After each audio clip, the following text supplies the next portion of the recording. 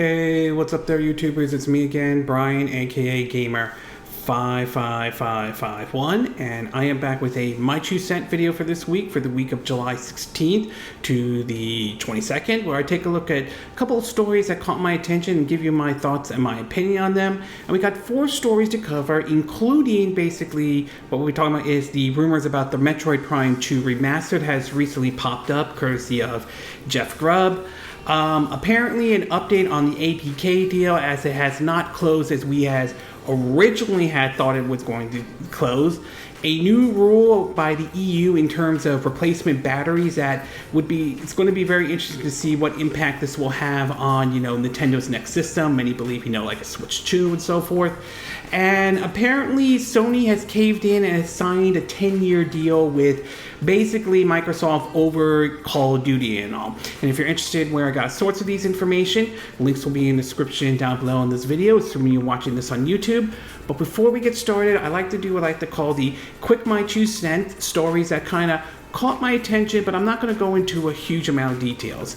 Apparently there is a report coming out from Exputer, E-X-P-U-T-E-R, that seemed to indicate that when Microsoft and Nintendo signed basically the deal to bring Call of Duty to like the Switch or Nintendo's console for 10 years, it seemed to indicate, the report seems to give the impression that it might not just be Call of Duty, it may be other Activision Blizzard titles like, say, Crash Bandicoot, Diablo, Overwatch, Tony Hawk, and so forth, though, compared to what is signed with Sony, which is only Call of Duty. At this time, we don't know if this is confirmed or not or anything. Neither Microsoft nor Nintendo has said anything, or Activision Blizzard said at this time. But if this story is true, however, it certainly would be sort of a interesting kind of a situation to see Activision Blizzard games make an appearance on the Nintendo consoles, but only Call of Duty make its appearance on the PlayStation console and all. We also learned that the UK government is looking into the game industry in the UK to reveal plans to restrict the use of loot boxes and all. Now, loot boxes have had a bit of its controversies.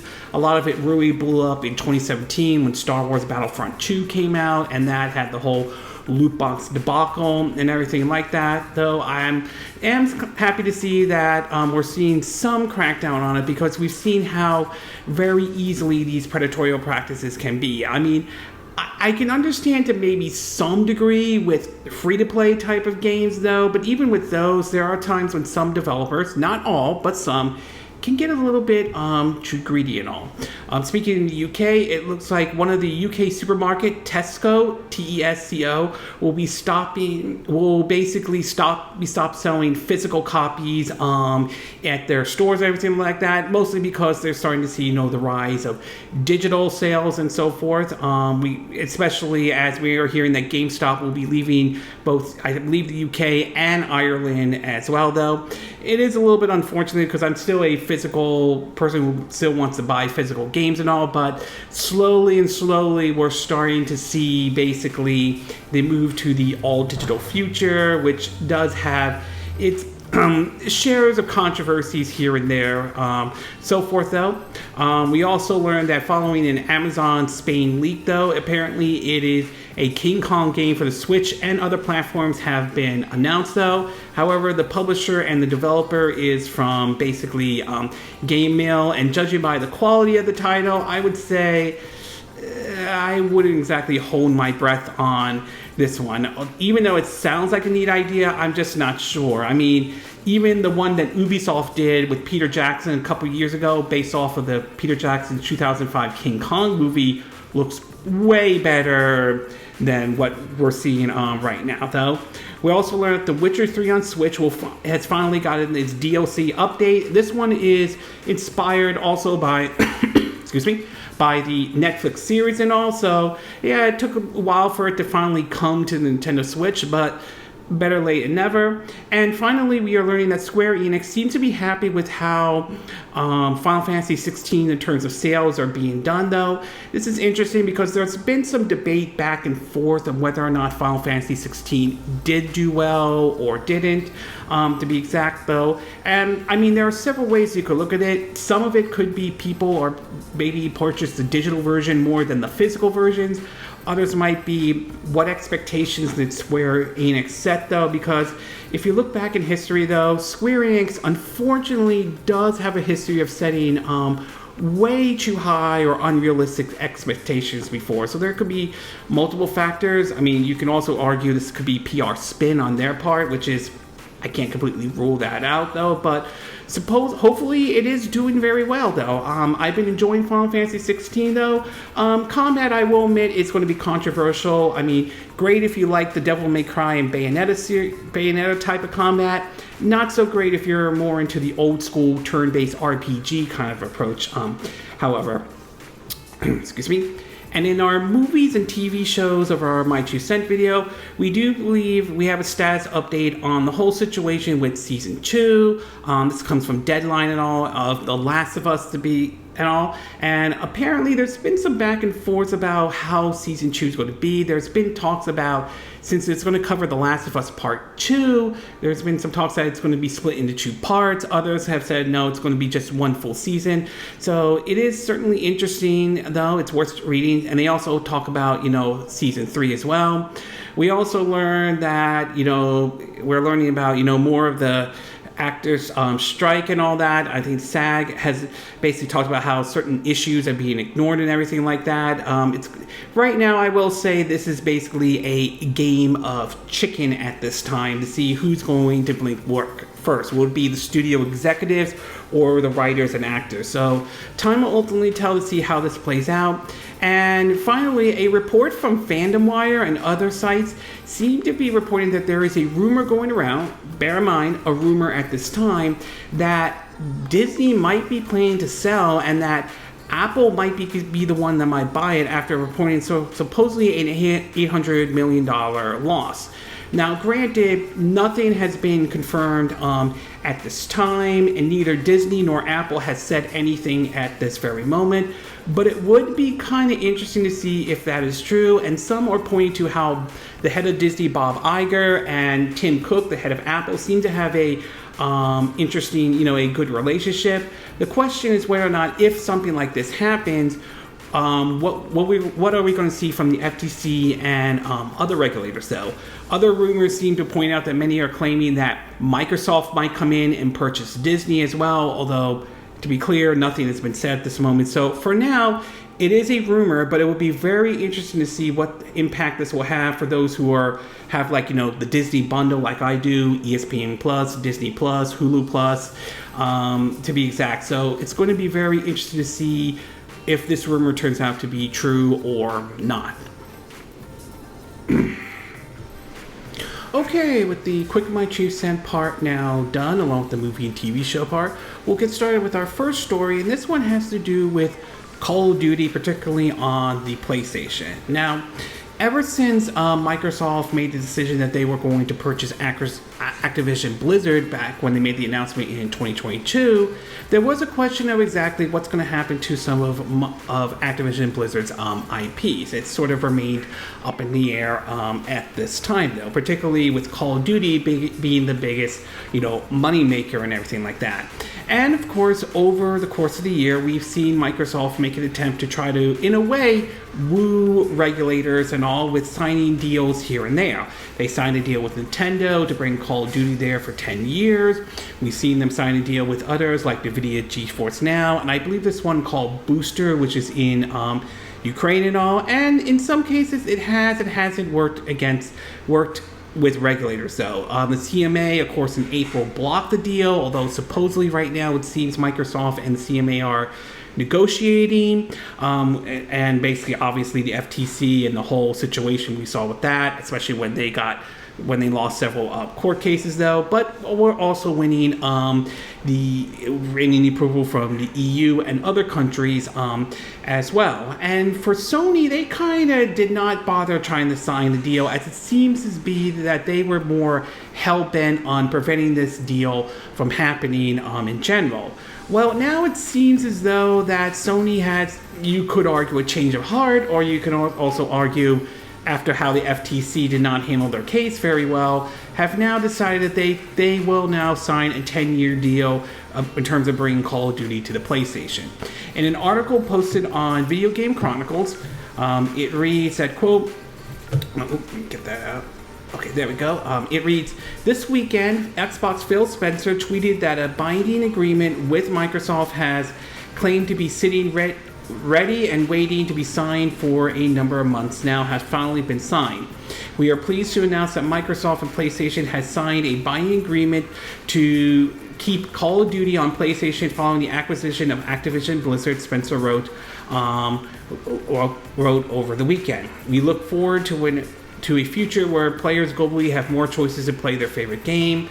It wasn't clear if this was the 10-year that was originally proposed or not, but Axiom journalist Stefan basically said otherwise, saying that yes, it is the same 10 years. He also made a comment saying, I'm looking forward to still being on this beat in 2033 and covering the next round of Nintendo, Nvidia, and Sony contract negotiations for Call of Duty, though. So I will say it is been kind of interesting to see the fact that Sony kind of dragged their feet through this entire situation and then ultimately decided to say, yes, we will finally basically sign this deal. Obviously, with the FTC case not going in the direction they would have liked it to go, though, the writing was kind of on the wall for them, and they basically ended up bowing, basically giving in and signing this deal. And honestly, when you look back at it, I think they should have signed this deal to begin with in the first place, though, rather than sort of drag their feet out of this and all. And I will admit it is going to be kind of interesting 10 years from now what's going to happen, not only what the gaming landscape might be, but whether or not basically companies like Nintendo or Nvidia or even Sony were willing to renegotiate with Microsoft in terms of Call of Duty and all. So it's very fascinating that it took Sony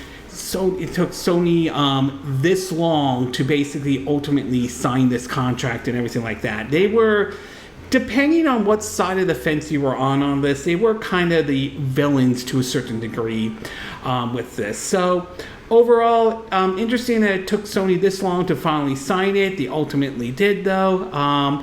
It will be interesting. They probably do see that this deal is going to go through no matter what. So it's just amazing it took them this long, where meanwhile companies like Nvidia and Nintendo were like, yeah, okay, we'll sign this contract and everything like that. So it's just fascinating how this all played out and everything. Okay, we're going to take a quick break. When we get back, we'll get to part 2. And this one has to do with a new rule the EU is basically setting up in terms of batteries for these like handhelds and consoles and all, and it's also going to be interesting to see what this means for the Switch 2 or Switch successor and all. So we'll take a quick break and we will be right back.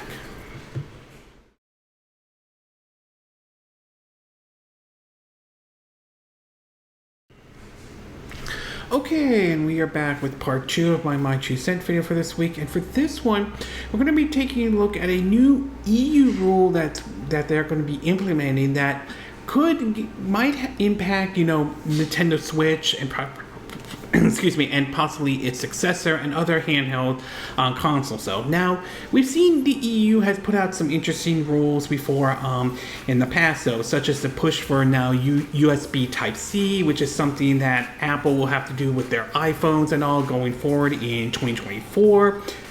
Although it's worth pointing out that the Nintendo Switch, as of right now, does support USB Type-C cables and connections and everything like that.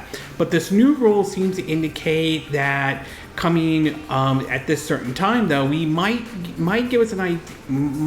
I won't say tell us what their next system will look like, but it might give us an idea of what certain things might hard time saying this, might look like and all. In an article from CNET, it basically states that handheld gaming consoles will soon require replaceable batteries. A new EU law will require portable consoles like the Steam Deck and Nintendo Switch to have batteries you can replace yourself. The next generation of handheld gaming consoles can all have batteries you can replace yourself thanks to a new regulation in the European Union. The European Council adopted a rule on July 10th, as reported earlier Monday by Eurogamer. The rule is designed to ensure sustainability and reduce battery waste.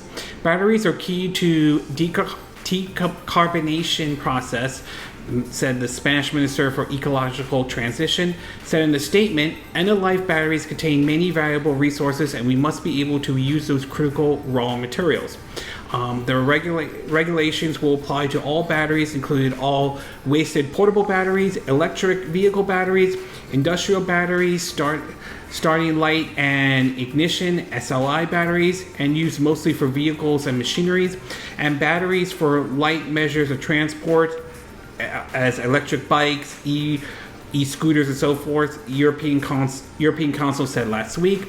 This will also include portable handheld gaming consoles like the Nintendo Switch and Steam Deck. It means you will be able to remove and replace your own gaming console battery by 2027.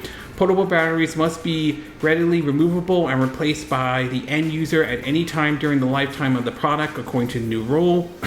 Excuse me.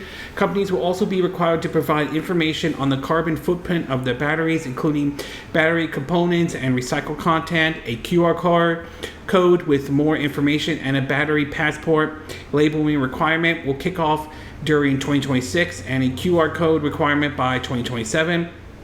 While this new regulation will only apply to the EU, it could result in console makers ensure replaceable batteries roll wide rather than make a separate device for the European market. Nintendo and Valve didn't immediately respond for a request for comment. So, kind of interesting to see the EU sort of make this kind of put this new rule into effect, obviously for environmental reasons and so forth. So what does that mean for the Switch? Well, for what I'm understanding, though, I don't think this will impact the current Nintendo Switch or anything like that. But in terms of like Nintendo's next system, whether it's a hybrid concept or not, I'm still leaning more on the likelihood it will be the hybrid concept, handheld console hybrid concept, that stuff. It looks like that they may have to comply to this, and meaning that their next system will have a battery that can be switched out and all. So it is kind of interesting, though. Obviously, we'll have to wait and see how this all plays out, but it is sort of unique that the EU is doing this, and it will be interesting to see what Nintendo does. Will their next system be actually where you could swap out a battery, or will it be sort of different designed for certain markets or anything like that? So it's going to be kind of interesting to see how this all plays out, but it is kind of fascinating to see the EU do this and all. So overall, though, a very interesting step the EU is taking in regards of addressing, environmental issues and recycling and so forth. And it'll be kind of interesting to see what future versions of the Steam Deck to even, Nintendo's next system, most likely Switch 2, or could be something different, to see if they make any changes to their designs because of what the European Union is doing and all. Okay, we're going to take a quick break, and when we get back, we'll get to part 3, and this one has to do with the ABK deal, or the Microsoft buying Activision Blizzard, which apparently it did not close as we originally had thought it was going to close, though. So we'll take a quick break, and we will be right back.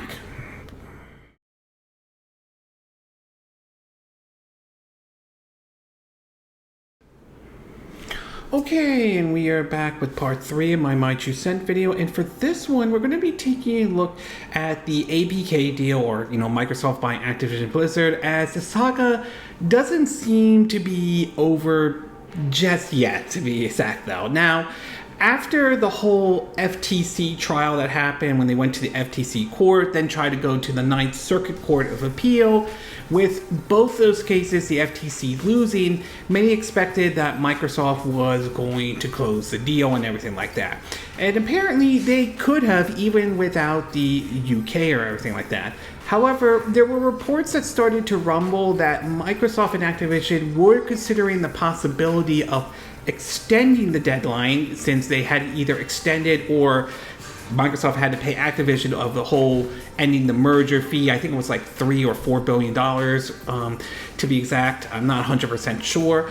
But there were talks about the possibility of them extending it though. And some of that may have to do after the FTC lost their trial, that the CMA seemed to be more open to negotiating with Microsoft over the Activision Blizzard deal. Well, it turned out this week that despite them not hitting the deadline or anything like that, it seems as though that they have decided that they will extend negotiations and all. In other words, it's not closing as we had originally had thought.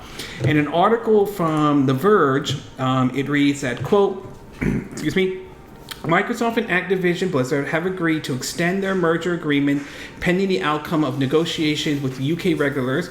Both parties will now have until October 18th to finalize the transaction after missing yesterday's original deal deadline.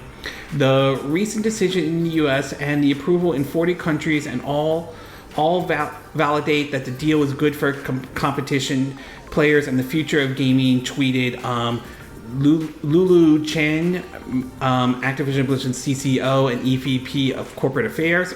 Given global regulators' approval and the company's confident that the CMA now recognize that there are remedies available to meet their concerns in the UK, the Activision Blizzard and Microsoft board of directors have authorized the companies not to terminate the deal until after October 18th.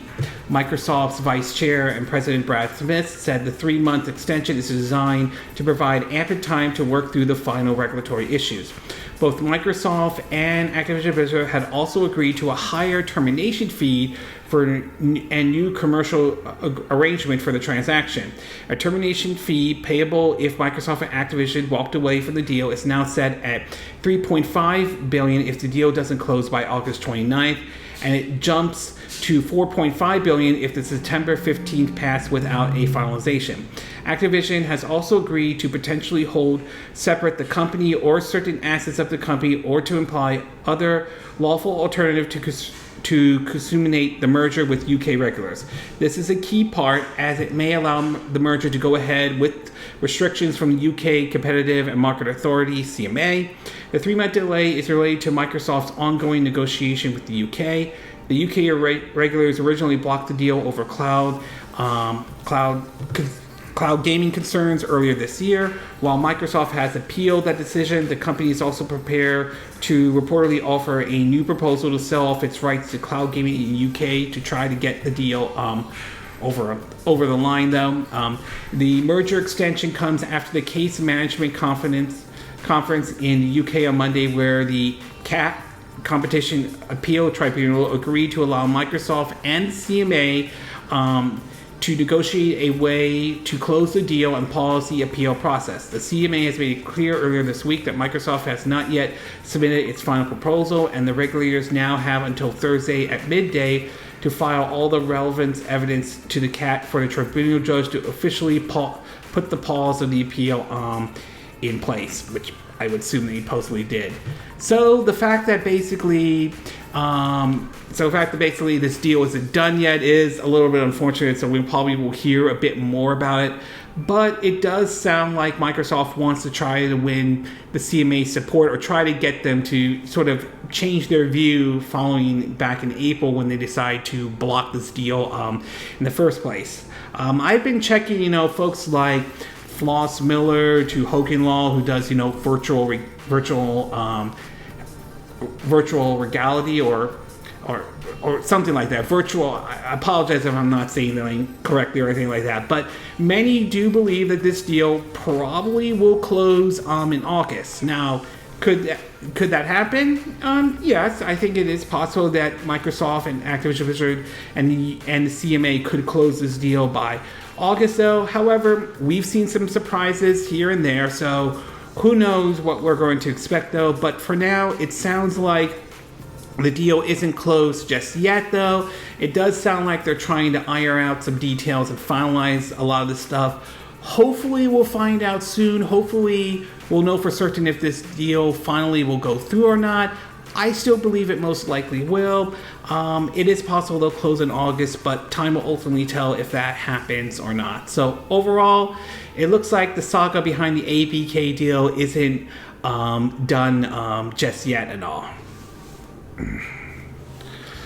Okay, we're going to take a quick break, and when we get back, we'll get to part 3, and this one, part 4, and this one has to do with rumors regarding the possibility that the Metroid Prime Remastered could be happening much sooner than we had originally thought. So we'll take a quick break, and we will be right back.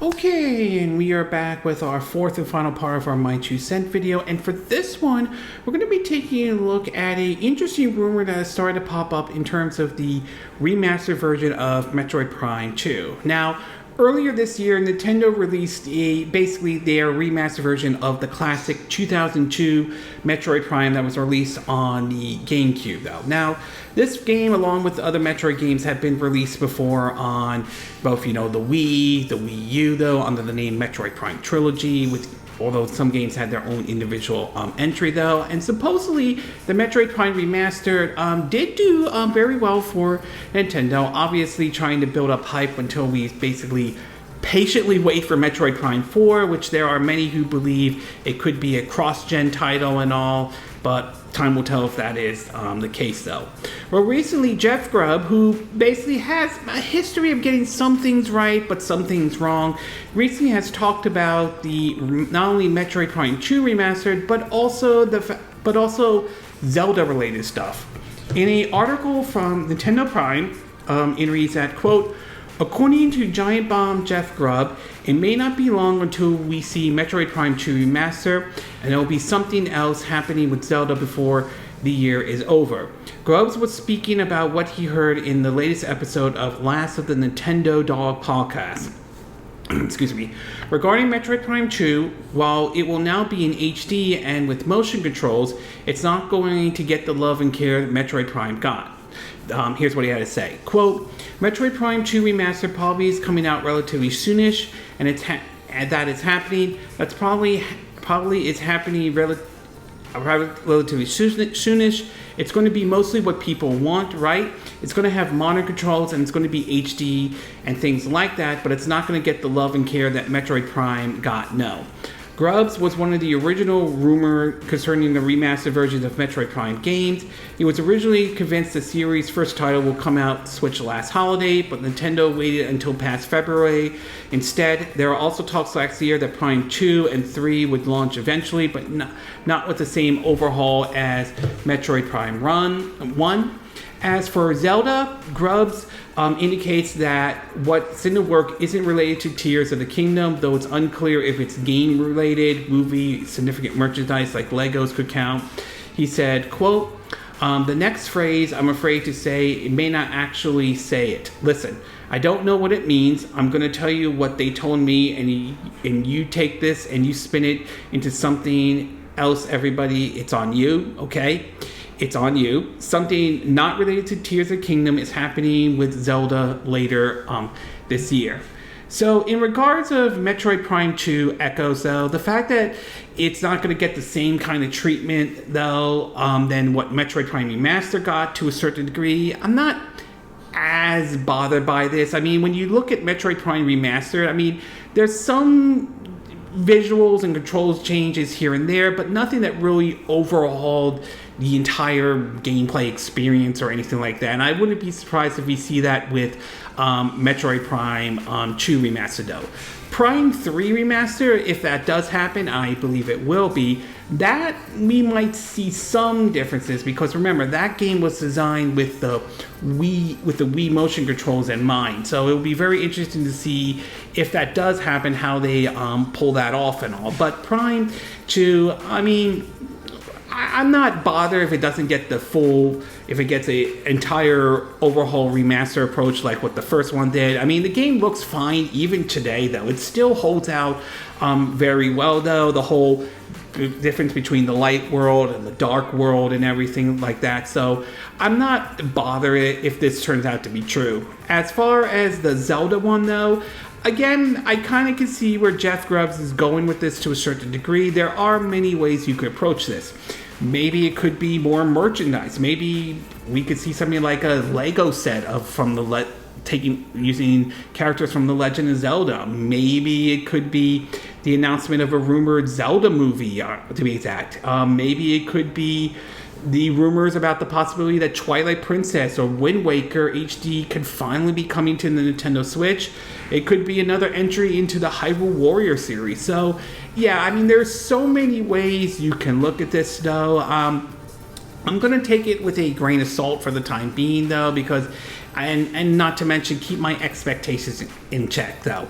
In a perfect world, I would like it to be either a port of or a remastered version of Twilight Princess or Wind Waker coming to the Nintendo Switch. I mean, I wouldn't be against the idea of Ocarina of Time or Majora's Mask getting a remaster or remake treatment, though. I think it's unlikely, but who knows, though. But it can also just be something small and not really anything big. So I definitely will keep my expectation in check. As for it not being part of Tears of Kingdom, I mean, it's possible it may not be anything to do with that at all. I mean, I remember hearing how Tears of Kingdom originally started out as DLC for Breath of the Wild until they decided, you know what, we'll just turn it into an actual game. So maybe there are no plans for a DLC or anything like that. But hey, you know what? Times could change and we'll have to wait and see. Maybe Nintendo has decided to do a reversal and figure, hey, maybe we do want to do DLC for Tears of the Kingdom. So overall, though, again, this is a rumor, so it should be taken with a grain of salt, but I wouldn't rule out the possibility of Metroid Prime 2 Remaster not getting the exact same treatment as what the Metroid Prime Remaster got. As for the Zelda-related stuff, though, again, I kind of agree. You could take it however you want to take it, though. There are many ways you could look at this, though, but if what he's saying is true, I'll probably keep my expectations in check for the time being, to be exact. Okay, this concludes this My 2 Cent video for this week. And again, these are my opinion. What are yours? What are your thoughts about Sony finally signing the deal for bringing Call of Duty to the PlayStation? Do you think Sony was just dragging their feet in all this? Do you think they should have signed it earlier? Or do you think they were doing the right thing not signing this for the time being in any way? What are your thoughts about this policy that EU has enforced in terms of replaceable batteries for handheld consoles? Do you think this is a good thing? To be exact, though, do you think this will have some kind of impact on Nintendo's next system? And if so, do you think it will be a big impact? Do you think it will be a small impact or no impact at all? What are your thoughts about the extended deadline for the ABK deal, or Microsoft buying Activision Blizzard? Do you think it was the right thing for them to extend the deadline, though? Do you think that this deal will close in August by any chance? Do you think Microsoft, Activision Blizzard, and the CMA will finally work something out? And what are your thoughts about the report about Metroid Prime 2 Remaster not getting maybe not the exact treatment that Metroid Prime Remaster got? Are you okay with this? Do you think it's a big deal? Do you think it's not a big deal? And what about his discussion about Zelda stuff not related to Tears of the Kingdom? Do you think it could be remastered of old games in any way? Do you think it's or do you think it's most likely like merchandise or smaller stuff, to be exact? Do you agree with what I said in this video? Do you disagree? Do you have a difference of opinion? As always, sound off on the comment section below. Let me know what you think. And if you do like this video, I hope you hit the like button. I would appreciate it. And I hope you do subscribe to my YouTube channel. If you do, make sure you hit the bell icon for notifications of any new videos I put up. Also, feel free to share this video if you want to, and feel free to donate to my channel if you like. You can do it through PayPal Me, Patreon, or Steam Labs. Links will be in the description of this video, assuming you're watching this on YouTube. And I will see you again next time when I do another video. Hopefully that'll be soon. Until then, from Southern California, I wish you all a good day then. Bye!